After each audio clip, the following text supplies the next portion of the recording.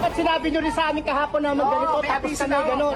Eh ngayon, kung saan ho kami galing, wala naman kami natatanggap na kahit gano'n. Kung kami dito, paano ho yan? Sa viral na ngayong video sa social media, makikita ang isang empleyado ng Migrant Workers Office o MWO sa Embahada ng Pilipinas sa Bahrain na itinataboy umano ang ilang OFW na humihingi ng tulong sa gitna ng nangyayaring gulo sa Middle East.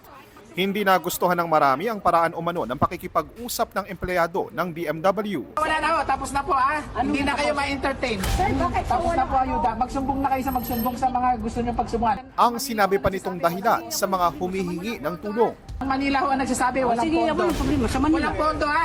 Nakarating na kay Pangulong Bongbong Marcos ang video at agad na ipinag-utos na i-recall ang naturang empleyado na isa palang administrative assistant ng MWO. Hindi po ito ikinatuwa ng Pangulo. Nagalit siya para sa ating mga OFWs dahil sa pagmamaltrato ng ilang public servant. Ang isang public servant ay hindi po dapat na umabuso sa kanilang kapangyarihan. Walang dahilan ang pagyayabang o pagwawalang bahala sa ating mga kababayan. Ayon kay Migrant Workers Secretary Hans Kakdak, hindi katanggap-tanggap ang inasal ng empleyado. Very deplorable no yung ginawa ng MWO officer in this case, and highly disrespectful of OFW. I talked to the president and he gave me clear instructions aside from the recall to investigate the matter and to mete out the appropriate penalty if warranted.